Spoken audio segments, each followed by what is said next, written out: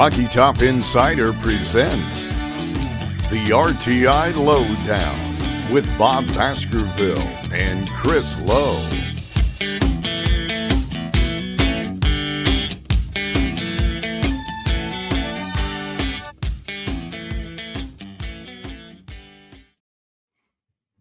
Welcome. It's time for another episode of the RTI Lowdown. I'm Bob Baskerville, joined as always by my partner in crime, Chris Lowe from On3 Sports. Chris, you doing okay over there in all this cold weather? A week ago when we were talking, you were in a much balmier place.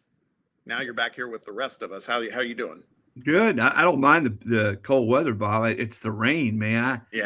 I'd much rather have snow than the freezing cold rain. I don't know about you, but it's pretty depressing, when you sit around and it rains all day. Yeah, no doubt. And it's weird because it's so warm that there's not much that can happen with it. Now, overnight, that'll change. And our thoughts go out to all the folks in the mid-state and western part of Tennessee, too, because unlike us, they are getting drilled. They've had a lot to deal with ice and everything else. And so when it's all said and done, we've fared okay over here in East Tennessee. But the show goes on. We still have things to do. We appreciate you spending time with us today. As always, if you're checking us out on video, you're watching us on the Rocky Top Insider YouTube channel. Make sure you like and subscribe. We really appreciate that support. You may be listening to us as a podcast as well, which is awesome. If that's the case, just make sure that you're downloading us, making us one of your podcasts of choice. We're available wherever you listen to your podcasts. So we do appreciate you helping this show continue on and do such a great job, getting to do what we like to do. So thank you for that. We have a big show for you today. Tennessee basketball gets a gritty and no doubt satisfying win on the road at Alabama in a game that had true national attention, but it was for reasons beyond just the matchup on the court. And Tennessee baseball winter practice is well underway with the home opener for the Vols less than 3 weeks away. And we're thrilled to be able to get some intel on that 2026 edition of the Vols with none other than head coach Josh Elander, who's going to be joining the show. He'll be joining us here at about the halfway mark of the show. Looking forward to that. And college football crowns perhaps the most unlikely champion ever in the modern era. We'll talk about the Indiana Hoosiers and how Curt Cignetti totally upended the paradigm of college football as we've known it. Talk a little bit about some additions to the Tennessee football coaching staff, the roster, all of it. Still pretty active on the Hill, so we'll talk about that. But before we get started on all of it, let's recognize our sponsor. This episode is brought to you by the Tate Insurance Group.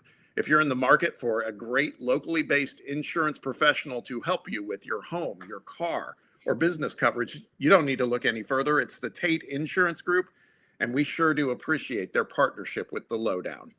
So topic A, as I mentioned a moment ago, in a week where Tennessee took stock of what they are really made of as a basketball team, the Vols go down to Alabama and not only beat the Tide, they beat the newest form of what I call the gamification of the rules in college basketball. Chris, this whole ruling, which everybody's aware of by now if you follow sports, on Charles Bediako and his eligibility, it became a reality on Saturday night. He was on the floor. He was granted a temporary restraining order and it was allowed to play at least one game. And it's been a pretty polarizing topic, to say the least. I would say, first of all, and I thought this is those last couple seconds ticked down last night, that all that surrounded his return and all the banter, no matter what side of the fence you're on, it didn't diminish what Tennessee did on the court and the performance and all the things that happened good for the Vols, because all the things that we talked about on this show for the last 2 weeks that they hadn't done, for the most part, they did do. We saw Nate Ament just continue to really do what I think most people thought he would do. And Tennessee defensively, listen, last week I said it. They were embarrassed. Kentucky scored 50 points in the second half. Well, guess what? Alabama didn't score a point in the last 3 minutes of the game last night. Yep. When I think of Tennessee basketball, that's what I think about is tough, suffocating, contest every shot, you're fighting over every screen type defense, and that's what we saw from Tennessee in crunch time defensively. You saw Rick sort of go a little bit from norm, and he plays Boswell with 2 fouls, brings him back. I thought that made a big difference. And then, listen, J.P. Estrella, they're being an APB put out for him, and I was the first one to put it out. Tennessee needed that guy to be what he can be, and I think we saw that last night. Some big boy rebounds. I think he still can finish better around the rim. He did have a couple nice baby hooks there early, but I think that's the kind of game that should give him confidence, Bob, and even more confidence in the guys around him. But no, Tennessee, I thought their performance, the way they played, I hope anyway, certainly if you're in the Tennessee camp, that overshadows the fact that a kid that was playing in the G League a few weeks later came back and played at Alabama for the first time since 23. Yeah, I'm with you, man. It was like I said in the open, really satisfying win for a number of reasons. But what we'll focus on mostly is what the boys did right. I mean, this. I texted with Coach Barnes earlier today, and that's what he said. He was like, "We just had a really, really good week of practice. The off day helped." I think they were, there were some points of view that them being off for a week could be a problem. It'd be like after that Kentucky game, you want to get back out there and play. I always felt it was probably the opposite, and it sounds like Rick agreed with that he needed the time for them to kind of just right set things, and it feels like they did based on what we saw. But I will say this, early in the game, there were still some moments. Boy, Alabama came out guns blazing, not from 3 though, which is uncharacteristic of them. They jumped out to an early 10-point lead in the first half and got the best of the Vols in areas that I certainly would not have expected. They had the edge on rebounds at halftime. They nearly doubled up the Vols on points in the paint. And they also had an 8-0 edge on points off of turnovers at halftime, all while only hitting 2 of what their calling card obviously is shooting threes and shooting at the rim, nothing in between. And they only had 2 3-point shots made in the first half. So still with all of that, you hear those things and it would make you kind of grind your teeth a little bit, worried about what the outcome at halftime would look like. But at that point, Tennessee was still only trailing by 3. And I felt like we started to see things turn there in the last minute and a half of the first half, Chris, because I think what we saw is Tennessee start to lock down on defense, like you said. And then where the game really began to swing was in, the second half. But I do want to emphasize what you said a minute ago. That is like almost something we have never seen with a Rick Barnes team. Bishop Boswell gets 2 fouls pretty early, sits, but he came back in with about 9 minutes left in the half. I almost couldn't believe my eyes. But not to mention the fact that he came in, he also went on a 7-point scoring binge, which for Bishop, that's a lot of points. And I just feel those were moments that kind of teed up that strength that Tennessee started to show at the end of the first half. And then they just rolled that right along into the second half. Well, listen, Rick hasn't won as many games as he's won without being able to adjust and coach on feel. You sort of know how the game's going and what you need. I think more than ever now going forward, Tennessee just continues to be limited on the perimeter. You know that. We all know that. It's not a big secret. And I think probably leaving Bishop on the bench during that critical juncture, Tennessee may have been, had he not come back in, may have been too far behind at the half. And listen, Rick's a lot smarter about this than I am. He brought him back. It was the right call. And that was a big, you're right. That, to me, that was a point in the game where the trajectory of the game could have gone against Tennessee. It didn't. Tennessee was right there at the half, which when you're on the road and you're within a point or 2 or 3 at a place that's hard to play, that's important. Being down 3 points as opposed to, 9, 10, 11 is a huge difference. And I agree. I thought Boswell's ability to get some points and just what he gives you over and above scoring was a big factor. But I can't emphasize enough, though, Bob, that Tennessee's ability to finish that basketball game, to hang around when Bama just murdered him in the paint. I mean, just, you don't see Tennessee give up nearly as many points inside 4 or 5 feet as they did last night. ever. And to sort of withstand that and then get into the second half, you go to Ament, he carries you offensively.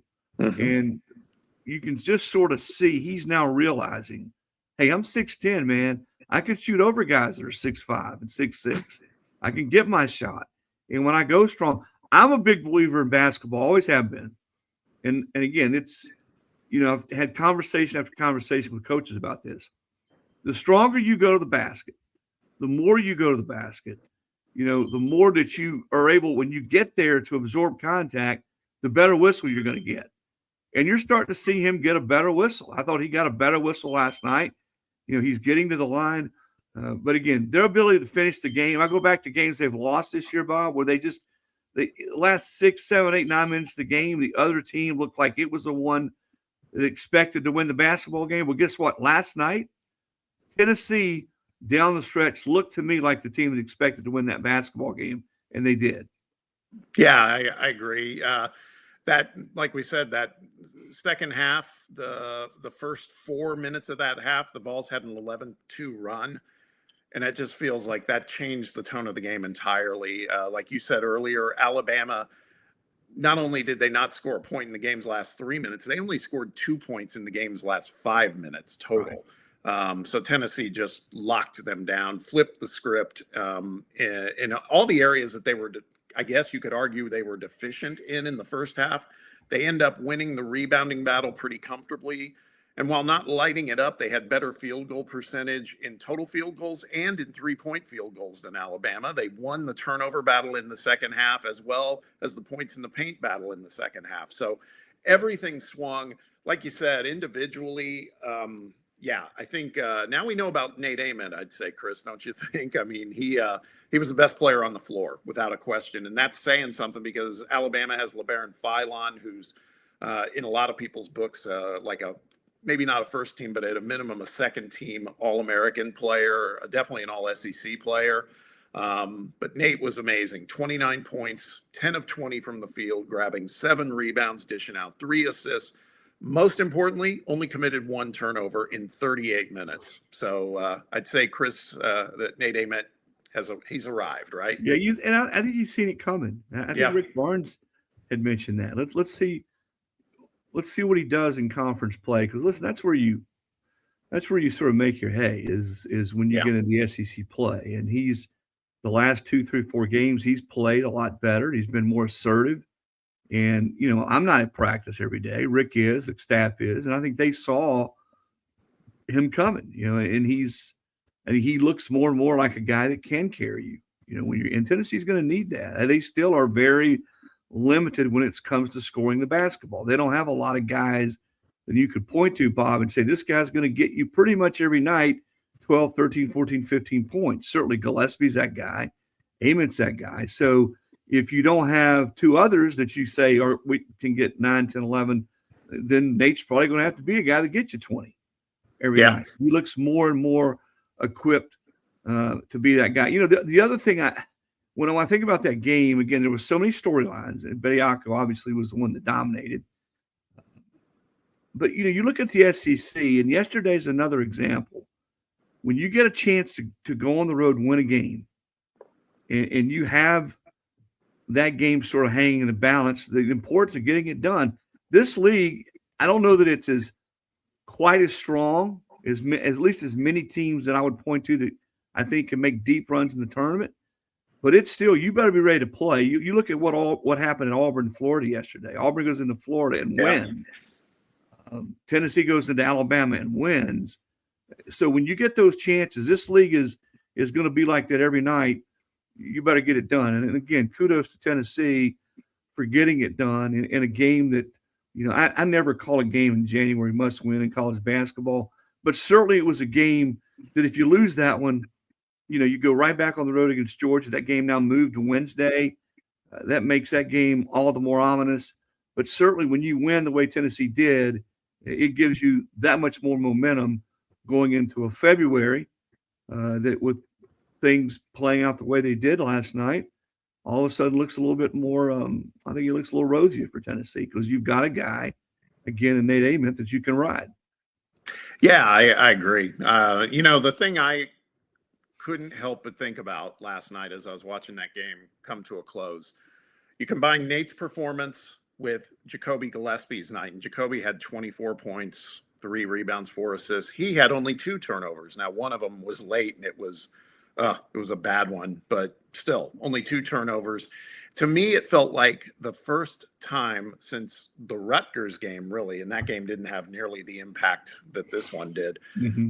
That was 2 months ago, too, by the way. This was the first time that I felt like I saw the promise fulfilled of what things could look like when both Nate and Jacoby are cooking. They combined for 53 points of our 79, 10 rebounds, 7 assists, and again, only 3 turnovers combined. So you take that and then you add in some of the ingredients. We've already talked about Bishop Boswell and his game, 8 points, 5 boards. JP Estrella, you talked about earlier, 6 and 5, but 3 big rebounds late. And I also saw improved defense in the 26 minutes he played. I mean, he was, moving his feet a couple times, kind of left LeBaron Philon nowhere to go going into the middle trying to drive. So you add all those things together, and like you said, it just feels like a team. I know you don't want to, the sample size is 1 game, but still, it just felt like it's a team that's kind of, we've seen this story before with Rick Barnes teams. They kind of come into their own at a time maybe that you don't expect it.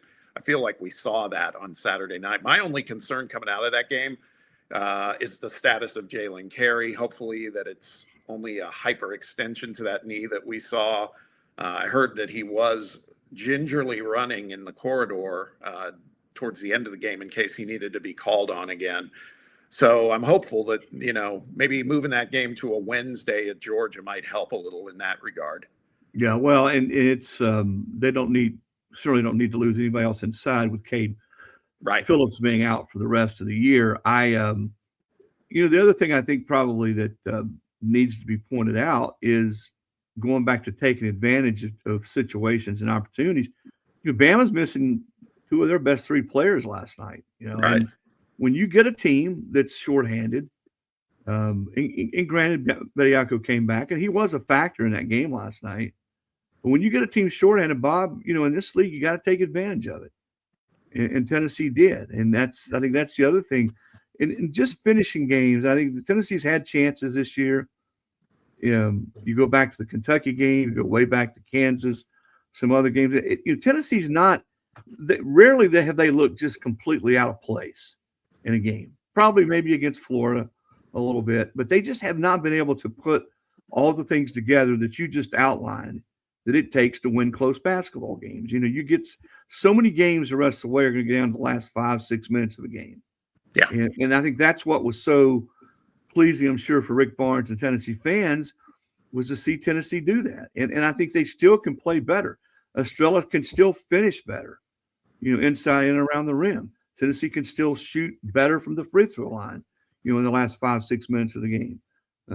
It wasn't a perfect game, but yet they did some things, again, that they haven't been doing. And I think the kind of things you got to do, to win. And with so much surrounding that game, and listen, when you're 19 and 20 and 21, you can say, well, we were zeroed in on – no, those kids, every one of them knew what was being said. They knew that, the Bediako deal, he was coming back. There was, stories written about it. It was on all day long yesterday. In the build-up of the game. Yeah. My feeling, honestly, Bob, is that Tennessee used that for fuel, and good for them. That shows the maturity of a basketball team. Is they're playing this kid from the G League.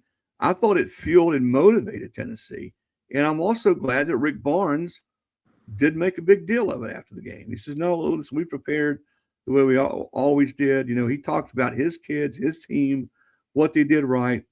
I think that A, says a lot about Rick Barnes, and B, he's got a pretty good hold on this basketball team. And we'll see now what they can do to build off of it, because they're going to need to build off of it if they're going to sort of increase their seed. I saw today projected somewhere around 6, maybe 7 in the latest projections. Yeah. This team still has – I just looked at the standings a minute ago, Bob. There are 9 teams in the SEC right now. They have 2 or 3 losses in the league. 9. That's a lot. Yeah, Tennessee's one of those, but there's still a lot of room to move up. And I think if you're in the top 5, 6 of the SEC, you're probably going to get a top 4 seed. Yeah, I agree. I mean, I think it is going to be wide open. Back to Bediako for 1 second to put a bow on things. I'm not going to lie. Early in that game, when I saw him come in and immediately get a dunk and then get a couple other things happening, I was like, man, this is so like Tennessee. But like you said, the boys, I think you're right. I think maybe they use that as fuel. Um, he finished with 13 points, three boards, 2 blocks, 2 steals. Yeah, I guess Nate Oates would take that, and it's going to be very interesting. I think what the follow-up hearings on Tuesday, right? Is that, Mm-hmm. and I think everybody's going to be watching. The national eyes were on this game last night, Chris, for that reason too, because there's, like I said earlier, polarizing topic. A lot of people just aren't buying into it. They don't want to see it happen, and they're waiting for the NCAA to do something, And I don't know. It's going to be interesting to see what happens this week for sure. Yeah, I have mixed feelings on it. I don't think anybody wants to see the chaos surrounding college sports right now. I don't. Yeah. But there's just such a gray area around all the rules right now. And people jump on the NCAA, and I have. It's their easy fodder. But, I thought Jay Billis made the best point yesterday. He said, listen, the chancellors and presidents are being let off the hook here. If they wanted to step up and stop some of this, not all of it, they could. But why are they not, Bob? You tell me. You're a smart man. Why are they not stopping it? Business. Bingo. Moolah. Money. Yep. They don't want to, and they could. So I'm tired of hearing about, you don't hear much about the welfare of student athletes anymore. When's the last time you heard about, well, so what if they play 17 games in football? So what if they're flying from Oregon to Rutgers to play a women's basketball game? Yeah. So I think it's hypocritical when you hear a lot of people start talking about, well, the NCAA should do this. And you know what else has happened? We've weaponized, when I say we've weaponized state courts. Yeah. If you don't like a ruling, take it to court in your state. Tennessee's done it. Ole Miss has done it. Alabama's done it. So what's the NCAA supposed to do about that? As far as this particular case, and too much was talked and said about it yesterday, so I'm over it. But let's just come together in a room, people that are a lot smarter than me, and figure out a way to figure out some of these eligibility issues. Maybe you just have 5 years to play from the time you get out of high school. Yep. And that's it. And if you sign a pro contract, if you go in the draft like this kid did, and you sign, then you're ineligible. There is no loophole. But I mean, there's a kid from Miami that's coming back to play football at Miami, Bob. This is his 8th year of eligibility. 8 years. That's it's crazy. So hopefully, I'm with you. I hope we can get past some of this and figure out a way to eliminate the chaos. I still love the product. Last night was so much fun just to watch that basketball game. Right. I enjoyed watching the playoff in football. There were so many great games in football this year. I mean, we all love the product. Let's just hope what's going on off the field around it, that leadership can figure out a way to get a handle on some of this stuff. Yeah, most definitely. I think the one thing that really got my goat as well was I think Nate Oates is a great coach. Don't get me wrong. But, I mean, the fact that he was pointing to that it was important to Charles Bediako to go back and work on his academics, get his degree. And I don't know, maybe it's important, but come on, man. It was like he's making $50,000 in the G League versus whatever he could be making coming back and playing at Alabama in this day and age. It's going to dwarf whatever he was getting in the G League. And he's been in the G League for 3 seasons. So it's kind of giving you some direction on where things are kind of headed for him as a pro. So that's the part. I mean, that's the part that's really been driving me nuts, is kind of like you said, it's kind of disingenuous for some of these leaders to say, well, something's got to change, when in fact they can control some of this outcome, and they haven't. So right.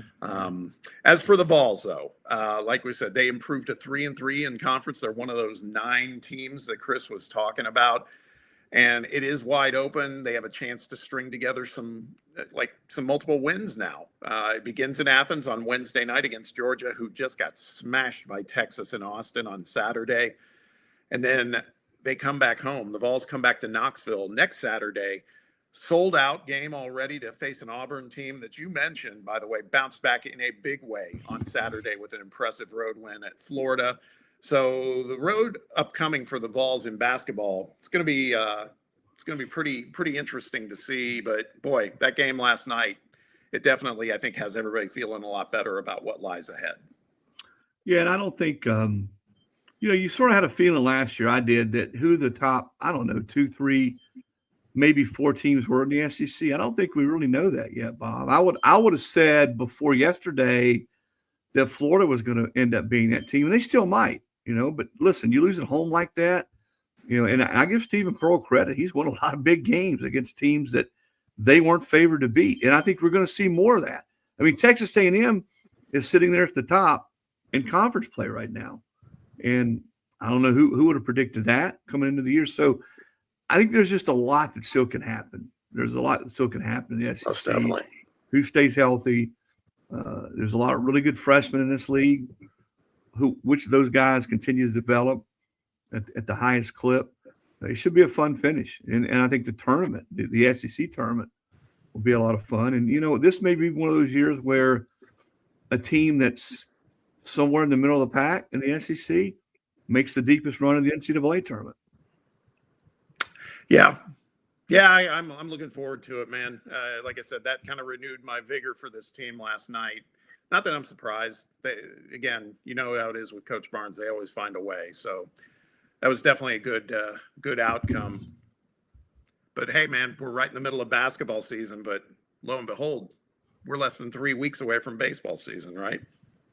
Yeah, and that's a great way to segue to our guest, Josh Elander, Tennessee's first-year head baseball coach, joins us. Josh, of course, not new to the Tennessee program, but Josh, man, thanks a lot for joining us. Welcome. I know you guys are right in the middle of it. I think you just had your second scrimmage as you get ready. I guess my first question is this. For you, how much different is this? Having been with this program, you were a huge part of what they've done, what you guys have done, and now that it's your show, what has been sort of the biggest difference for you? Well, hey, Chris, good to see you. Bob, appreciate you guys having me on. But yeah, no, we completed our second scrimmage. And I left the yard a little bit earlier today. There was no snow on the field like we all thought, but we'll try to see what we can get in this week as we go. But I mean, really, the biggest change has probably just been trying to play weatherman and all the scheduling stuff. That's been, we joked about it when V and them ended up going to the Giants. We lost the turf shortly after that, so we were bouncing up between the indoor and the cages, trying to do practices and all that. But again, everything really between the lines. We're trying to keep it as this close to the same as it's been for a long time, and we got great people in the building, great players, and excited for the challenges ahead. Hey, Coach, thank you for hopping on with us. Before we get into kind of the nuts and bolts on the baseball, I do have to ask a question about I've seen some pictures from the guys on the RTI staff that have taken some photos, really nice ones, of the way Lindsey Nelson's looking right now. That's got to get your guys juiced too, right? Just seeing it kind of coming to completion. 100%. It's been a good process, and it's been cool from over the years. Like, I have pictures that I show people in recruiting, even long before we had these amazing plans, and now it's going to be one of the best setups in college baseball. But we have pictures where there's literally like 22 people in the stands. You can count them from a bird's eye view, and to see what it's become now, I mean, just to walk through the center field gate each day, it truly has that, oh my goodness, like, wow moment. Just, I think, we really nailed it, and administration did as well, as close as everything is to the field, and just the sheer height of the stadium. It feels like everybody's right on top of you. So I'm really excited to see how loud it gets. One of my favorite memories is when we were playing Indiana in the regional a few years back, and Vol Nation got so crazy. The guy couldn't even hear the pitch comm in his hat at full volume. So I think if we can up the ampage a little bit more, it'll make it even more challenging for those opposing teams. Josh, I can promise you, when I was in school there, the way that stadium looked compared to what it does now, I mean, I promise you, your high school stadium was better than what it was in circa 83, 84. And one of my best friends played right field, and we joke about it now. He's come back for games the last few years, and he's blown away at what you guys have built, and that's a credit to you and Tony and those kids for making Tennessee baseball an event and making it a happening in this town. So, segue to this. Everybody likes to know about the newcomers, the new guys. I want to start here. The leadership on this baseball team, I think that's been a key every year. You guys have had great player-driven player leaders on that team. As you look at this team, who are key guys in that category, the guys coming back that you're going to lean on hard? Yeah, great question. I mean, we always talk about all the time, like when we go through this period right here, the coaches, we're all over it. We're saying, hey, these practices belong to us. Let's get you guys to the race, and then we're going to let you run or give you the keys to the car and let you drive. Right. So I think it really starts with our sophomore class is very unique, where they're young by grade level, right? Underclassmen, but a lot of them played and had major impacts as freshmen, which is getting harder and harder to do as in the SEC or really college baseball in general. But, Levi Clark and Stone Lawless, I think, kind of run the show when it comes to that. And then on the pitching side, getting Brandon Arvidsson back was a huge win. Just a guy that was amazing down the stretch. But, what I've asked our guys to do in some of the team meetings, instead of me just talking over and over again, is, we had Arv tell a story about, hey, how did he go from not having a ton of success to having a little bit of success and then kind of dominating at the end of the year? Because even once we get to the season, you want to see a little bit of progression, guys getting better and better. And a lot of times it has nothing to do with kind of talent or X's and O's. It's just handling everything that comes with being an SEC baseball player. So, but even the transfers, like Landon Mack, just a pro, handles his business. Evan Blanco is a transfer from Virginia. He really reminds me of Garrett Stallings, just the way he goes about his business. I'm up there today on an off day, and of course, run into Evan Blanco. He's there I think he is there more than any of us when it's all said and done. And then, Henry Ford too is another guy, just a pro, like, again, is willing to help the younger guys up the way. So I really like this group and just the cohesiveness. We're really challenged. There was days where, I know it went quickly, but we were all coming to the stadium saying, well, we didn't know who was going to be in the building or out the next day. So I think we're all really excited to now hit the ground running, looking ahead to the season, but also attacking each day the best we can in the meantime. I'm looking at this video and I feel like I'm an outlier here. You guys both have baseball hats on, and I'm just sitting here with my balding head. You might need to go. Nah, I don't need to do that. Hey, one of the things, Coach, that I think was interested in hearing your point of view on, and that is, you mentioned Landon Mack, and I know you guys have had a couple scrimmages, and based on what, I wasn't there obviously, but based on what the guys from RTI has said and other media, sounds like Mac was flat out dealing, right? I mean, it's, I know it's early, but if you're looking for your Friday starter, he's got to be in that conversation, right? Yeah, there's no doubt. I mean, again, we have those meetings at the end of the year. Everybody wants to pitch on Friday. Everybody wants to pitch on the weekend. But, one thing that was really cool when we won the national championship in 2024, like, really those guys were so selfless. They just wanted to win. It was like whatever roles with Stamos, kind of an unconventional, being an opener, or Snead, who was capable of starting, could do different things, but just threw. And then what's really nice is having Kirby Connell on staff now and be like, hey, that guy threw every single game in the College World Series. And, he protected 90 feet, controlled the running game and all that. But I do think we have a luxury where we have, with Teagan and Arv and Blanco and Mac and those guys, we have guys that can all do it, right? It's premium stuff. And both Teagan and Mac were going punch for punch, and putting on the hitters pretty good the first day. I mean, it was, 95 plus on the heater with plus metrics. Again, good pace, getting in between or after each hitter and all that. So I'm excited to see those two compete, because always kind of observing, but even little things, they're going out during the scrimmage and then they run their, post throw running together. And those guys are competing in that. You can tell that they're going back That's and awesome. forth. So we'll see how it plays out, but we got a lot of guys that are capable. And, again, you look at last year, like everyone thinks, okay, maybe Drew Beam is going to be the Friday guy, right? With everything he did. But it was cool to learn from, Tony and Frank, a million things I learned from them. But again, how you stack the weekend, there's a lot of things that go into it as far as stability or matchup or again. So I'll lean on my staff there in Ren as we go, but definitely excited about the options we have there. Well, Josh, Bama shouted out Bediako last night. Maybe you can find another year of eligibility for Kirby, at least half a year, maybe. No, we joked about it. I said I wouldn't mind Doyle or Fish. And then I saw Jared Dickey and Cortland Lawson were up there in the weight room today. And they were asking, like, hey, I got 2 years left. I said, well, you guys are probably about to play in the big leagues. I might go do that first, but we'll keep it in mind for down the road. Hey, we talked about new faces. What about your staff? A lot of new faces in your staff, and I know that's a big part of it is you stepped into the head role that you want to be able to bring the right guys in, people that you could count on, people and just sort of give us a little bit of synopsis on those guys and sort of what that staff looks like. Right. So, well, my first edition was Chuck Geralman, who was the associate head coach at the University of Florida.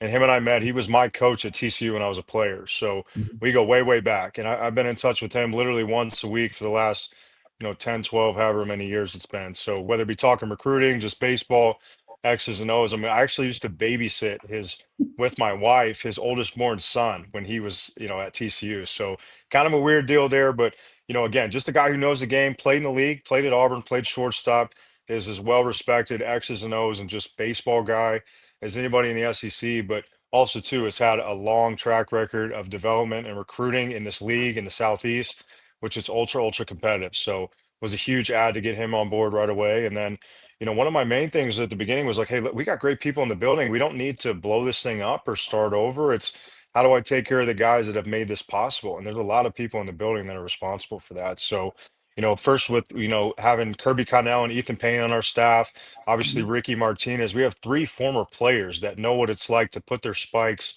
on the grass or the turf in Lindsey Nelson Stadium or on the road and what it means. I think that has a ton of value. And then keeping Coach Reynolds was huge too. I mean, he's had opportunities the last few years. We were able to kind of hide him in that old role we had him in, that director of pitching performance, but he's been doing a ton behind the scenes with those guys. And it's been really cool to see him kind of spread his wings and rock and roll with those pitchers and see how they've kind of gravitated towards him. And that's been amazing. And then obviously Coach Kiv, that's my guy. Everybody knows Kiv. Does a great job on the recruiting side. Again, I always want to be, heavily involved in recruiting. I learned that from Mhm. Tony. That'll never go away. But that's a guy that, we've worked together in the trenches for years now where, we see things the same way on the road. And I feel like we can kind of divide and conquer on some of those big events when you add in Ren Mhm. and Chuck. And then, last we added Craig Bell, who is also a former Florida Gator, but at the last few years has been working special assignment with the San Diego Padres. Just an amazing background of scouting, player development, being in the draft room. So a lot of these kids, a big motivator is how do you get them to the big leagues or how do you get them to Oh get yeah. drafted a few rounds higher? So it's pretty easy to say, hey, well, that guy was in the draft room the last 2 years. Go ask him why we're telling you this is so important or we need to make this adjustment. And then finally, Keegan Knoll, and again, could have gone first with Key. Key's been a superstar with our guys. Works very closely with Q. Q and I go way back, and we're super juiced for him as well. But Q did a good job. But basically, we were communicating along the way, so there was I didn't want any kind of dead zone for our players where they were like, "Hey, what's next? What are we doing with our workouts?" So again, he's been seamless with the transition. They work together with the Cubs, brings a lot of major league experience to college baseball, and most importantly, wanted to be in college baseball. He wanted kind of a home base and really loved the Knoxville community when he was able to visit and all that. And he's done a good job with just kind of like the science and tech side, whether it be tracking, whether it be, hey, just volume and how the pitchers are bouncing back and recovering and adjusting. But he's been above and beyond amazing so far, and our guys have really taken to him. So I know that was long-winded, but definitely excited about the whole crew we have in the building. That sounds like a staff man. One question I had for you was, it's early, right? And we're still, fast closing in on the opening home game. At this point in time, you don't want to get guys banged up. And so far, you've had pretty good luck. Is Garrett right about the only guy that's got like a significant amount of time to miss lined up? Yes, sir. That's kind of a freak deal, that hamate bone. There's a hook on that bone. It's basically in the palm of your hand. And guys that basically put their hand off the knob where their fingers, their pinky fingers around that, it can put a lot of pressure there. But a lot of guys will do that because it helps them really just emphasize using their top hand, right? So that's kind of a feel thing. But he got that cleaned up. He's already playing catch, moving around. His biggest challenge will be keeping him still because he wants to throw, he wants to run, do all that stuff. But fortunately, been in a good spot. And then that's a tricky thing. I mean, just going through, I remember as a player in spring training, like we're in the same parallel right now with our guys. Like there's got some cold weather coming in and some changes in schedule. Like, especially with the pitching, learned from V and Frank all the years with Crochet or Sewell or all these guys. Like we're gonna play it ultra safe because we want to be our best in June. right? So again, we're going to keep that in mind with every decision we make over, the rest of this spring training period. Josh, I know you got to recruit. You got to recruit great players in all sports. But the thing that stands out about your program is you guys have been so good at development. I go back to a guy like Trey Lipscomb, hadn't played a whole lot, early in his career, hung in there, continued to develop, and just as a monster player for you. And you go, and he's one of a lot of those kind of guys. So my question to you is this: when you were up for the job, and Tennessee baseball obviously is one of the top plum jobs in America, what did it mean to you to see kids like that and kids that had come through there and played for you, and the way they went to bat for you and said, "Hey, we don't need to look far. We got our guy right here." I just wondered from your perspective what that meant to you. It meant everything. It really did. I mean, my wife did a good job of kind of keeping me updated with some of that stuff because I really went like tunnel vision, right? I really tried to stay off social media. I didn't want to know who else was in play for the job, and I've been fortunate enough to be here a long time. I do not take for granted what a special place this is, right? I don't, and it would be envied by a lot of other sitting college head coaches that have had a ton of success, right? But it was cool to see kind of after the fact, like the flooding of memories, like all those guys, when I see them, I can think of like specific moments where it was when I first saw them on the road recruiting, or we were in the cage and the light bulb went off, or a tough time. There's so much that goes on behind the scenes, right? And that's why I love college baseball, and that's where I want to be. It's because it's you can't even put a price on it, or it's just the greatest feeling in the world. Seeing a kid when they're in high school and them trusting you, and then you get to develop and then go have success, whether it be in baseball or in life when they're done. But uh, yeah, all those guys. The first thing I did when after I got back to the field, we talked to the team. I just sent like a quick, and they probably made fun of me. I thought it was cheesy, but it was just a thank you video, and I tried to just as many former players as I could because I didn't play at Tennessee. This place doesn't belong to me. I always say it belongs to the players, right? So for them to want me to be here meant everything to me, but also like it's a good little reminder when I wake up every day, like, hey, like a lot of people had my back, so I got some work to do every single day, and we'll never take that for granted. Coach, I got one more for you as we wind down here. And I know you've got your hands full, right? First season, you got a lot of new players and you're focused on you and your guys. But I got to believe that from a coaching staff perspective, you pay attention to what else is going on in the conference as far as how other teams are going about their roster construction, et cetera. You obviously have the defending national champion in LSU. You got Arkansas that's always a load, and then a bunch of other teams too. What team are you seeing maybe from afar in the SEC, and maybe it's a couple that you're looking at going, man, they just reloaded?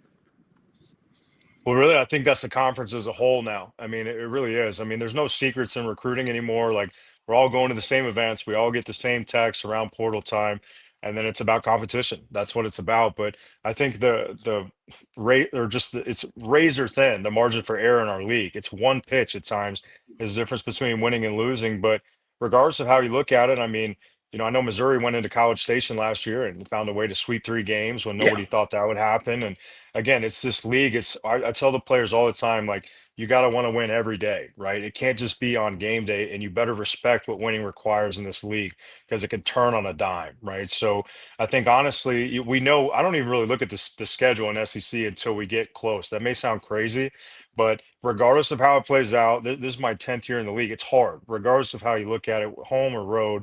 So I think investing all our energy into the players, getting them as prepared as possible is the key. And we know, hey, it's going to be some heavyweight fights every Friday night with major leaguers going at it. And then the difference, hopefully, is our guys are ready to rock and roll those Sunday games and protecting 90 feet in the meantime.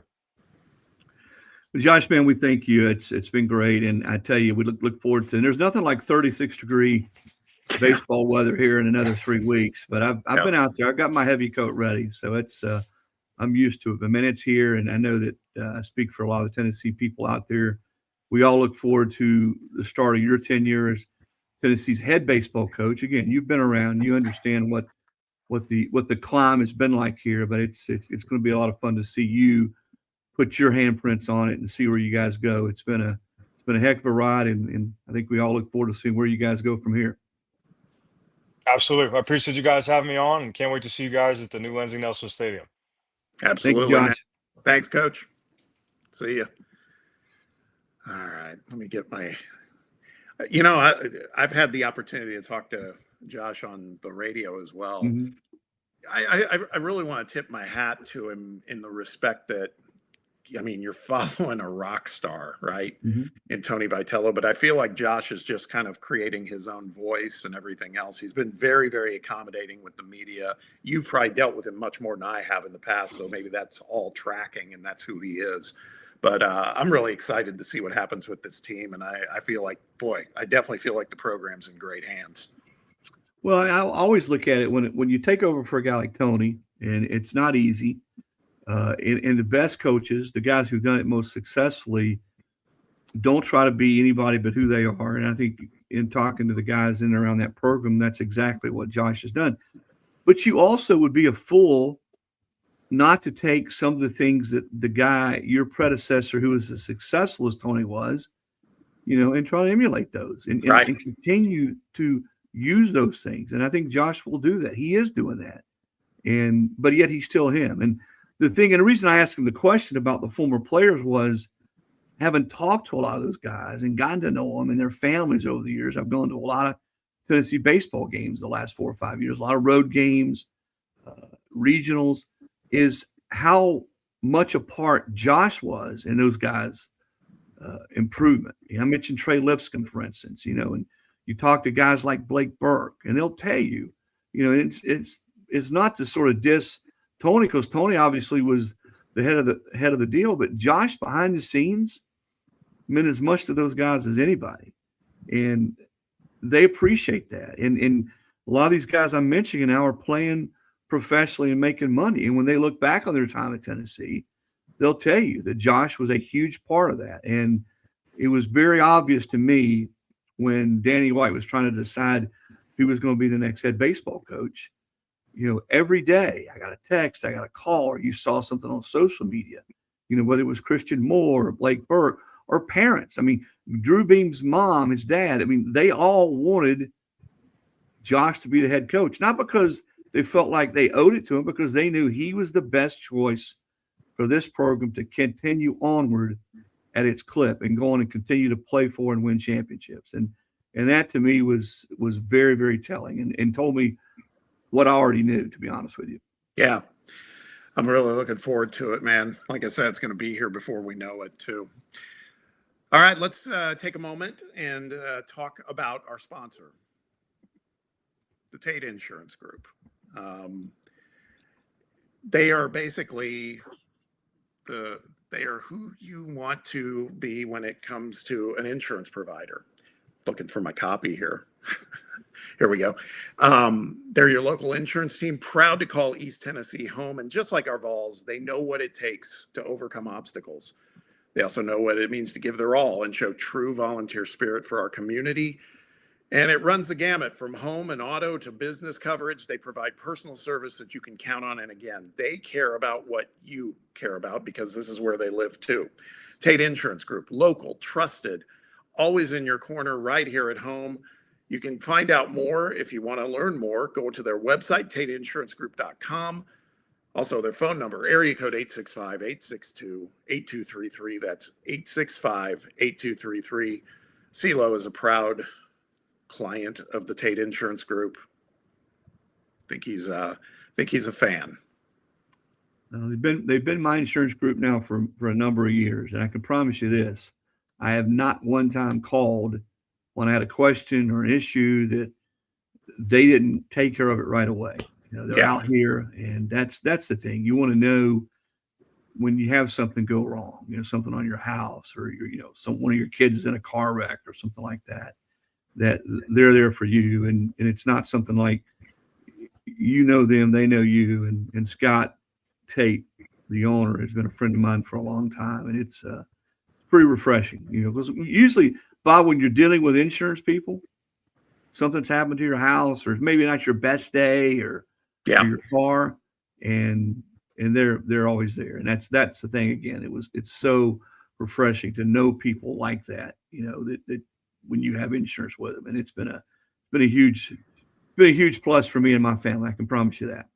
Yeah, the last thing, I'll put a bow on that just from my brief dealings with them. But my son, over the holidays down in Florida at his place, he had a water heater just crap out. It was old and it started Mhm. leaking and started to create some damage in his condominium, and went to go to talk to his insurance company. And man, I got sent so many different directions because it was one of his first adulting moments. So he wasn't quite sure where to go. And he had insurance coverage, but I needed to lean in and help him. And man, it was a frustrating process, but this is all I've ever heard about the Tate Insurance Group is you don't get that. Just, again, You're they're not right going to there have those for you. problems with Tate Insurance. I can speak from Yeah. experience. I promise you.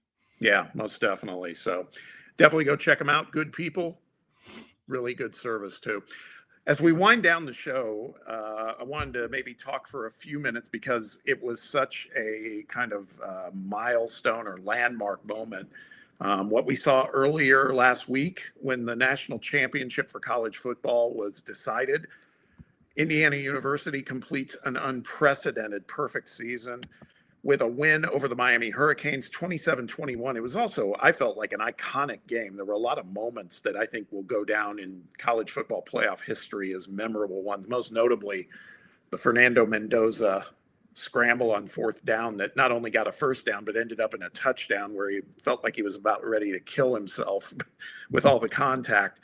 But it just tracked for how this kind of season had been delivered by Indiana University. And Chris, you were there, and you've been able to see Indiana play on a few occasions. I wanted to pose the question to you. It's like, how much has this national title run by Curt Cignetti in Indiana changed the thinking of how to build a championship football program? Because I feel like I used the term earlier in the show. They kind of crushed the paradigm of what our expectations used to be. This was the losingest team in college football history at a Power 4 level just 2 years ago, and here they are now. Maybe one of the most dominant seasons ever and a national title to boot. You know what it's done to me, Bob, is it's underscored the value of evaluation and being able, especially now, because let's face it, half your team or more, you're going out and you're getting kids who've already played, who have tape against other college players. It's not bringing in 25 high school kids, maybe a couple of JUCO kids. So can you evaluate? Can you look on tape and say, hey, this kid, and then once you meet them and bring them on campus, do they fit in your locker room? But does this fit what we're doing systematic? Does it fit culturally what we're doing? The chemistry on our football team is he able to play the way we want to play defensively? Our system, does he fit? Whether you're 3-4, 4, traditional 4-3 on defense, is he a cover guy? Is he a guy that's a nickel?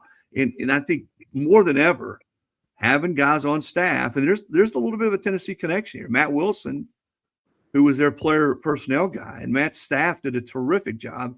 Matt was at Tennessee back in, 13, 14, when Butch Jones was here, and he had several of his guys that are on that staff that were here, and those guys now behind the scenes, and certainly Cignetti was a big part. I mean, he had to green light everybody they brought in. But that's the thing I think that's jumped out to me as much as anything is you better not miss. When you bring guys in, you better hit. And they hit on just about every single one. Now, I don't know that you're going to do that every year. Yeah. But you better hit a lot more than you miss. And I think the other thing is, experience and guys that get what it's like to have a real locker room brotherhood or bond probably is as important as anything, because having spent a bunch of time around that Indiana team this year, man, there was that bond, and there were not egos, there were not individuals. I never heard one peep about someone worrying about what somebody else on the team was making in NIL, or hey, I'm going to go here if I don't get more money, in the off season. And you've heard those stories. You heard them at Tennessee, you heard them around the SEC, but Indiana really, and I give Cignetti credit because man, they didn't have that issue. And what will be interesting, Bob, is now how do they handle this? Mm-hmm. How do they handle this success? I think they're probably going to get in on higher caliber kids out of high school because of what they've done. But, it's sometimes or most of the time easier to sort of climb that flagpole. Exactly. Than it is to stay at the top of that flagpole. That's going to be a challenge. But, there's some, as I said a minute, there's some Tennessee ties. Their strength coach, Derek Owings, now at Tennessee, and he was a huge part of what they did. And to be able to get him, Josh Heupel, to bring him in and pay him what they're paying him, and you bring the guy that was the strength coach from a national championship team to your team, I think it says something about what obviously Derek feels like where Tennessee's headed, but to have that commitment and that investment for Tennessee to go get him. So a huge get for Tennessee. I've always felt like the strength coach in that department, and we probably don't talk enough about it, is probably as important as anybody you hired. Offensive coordinator, defensive, special teams. Because guess what, Bob? They're with your players year round. They're with the players more than anybody else on the staff. Yeah. That's a couple of thoughts here. You nailed it on the player development thing. The fact that Cignetti took so many guys from James Madison with him, but they all ended up being massive contributors to that team. And you made me think of it because when you mentioned Derek Owings and Elijah Surratt, who came from James Madison with Cignetti, obviously key contributor as a wide receiver. He also said he spent more time with Derek Owings than anybody on the staff. And that's a great, great sign for Tennessee to get someone of that guy's caliber coming on the staff as well.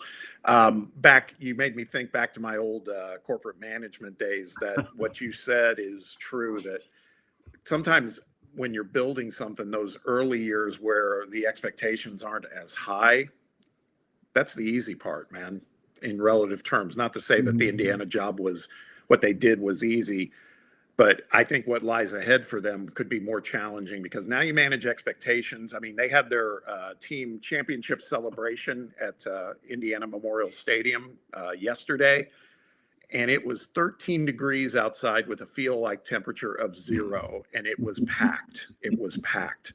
So it speaks to the fact that fan base, they roll hard, man. We saw it during the playoffs, but they're going to have lofty expectations moving forward. I can just see it. And, I think Cignetti's up to the task. He could be the best coach in our game right now. But at the same time, you're right. It could get tougher as time goes on, just trying to make everything mesh, particularly when you're bringing in young kids too, like you said, because they're going to be bringing in more of those probably 4 and 5 stars now that they've never had access to. Yeah. The thing you watch for, at least me, is are you continually raising expectations no matter where you are? And no matter if you've won a title for your first time in school history, which Indiana did, or you've had a drought. Alabama's now had the audacity not to win a national title since 2000. I'm being facetious, obviously. Yeah, of course. And we know what the expectations are, but no matter what situation you're in, I don't care if you're following a legend, if you're coming in like Cignetti did, where they hadn't won anything forever.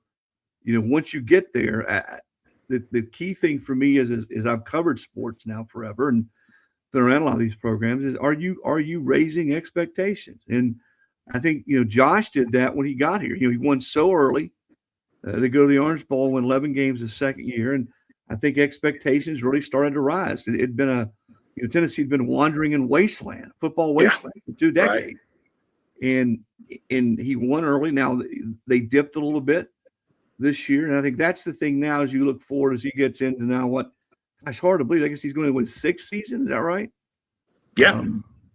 Can you continue to raise expectations? Because Tennessee fan base expectations are out the roof, as are all SEC fan bases. That's just the way it is. But staying on the right side of that passion of your fan base and continue to raise expectations, that's the tricky part, Bob, for everybody. Most definitely. Well, that was a fun show today, Chris. We had a lot going on. Another episode in the books. We appreciate everybody giving us a watch or listen. Special thanks to our guest, Tennessee head baseball coach Josh Elander. Also want to thank our sponsor, the Tate Insurance Group, as always. We'll be back next week to recap a few more critical games for Tennessee basketball, and we'll continue to monitor that build towards baseball season getting started. And you can always count on something to happen with vol football, even in the off season. Just today, I think they've announced a couple more transfer commitments. 20. I think they're up to 20, Bob. They're up to 20. So we'll continue to monitor that. Whatever the case is, we will cover it all for you here on the Lowdown. So keep it locked in on Rocky Top Insider for the best Tennessee vol coverage anywhere. And a reminder to hit that like and subscribe button if you're watching the show on YouTube. Download our podcast wherever you listen to your podcasts.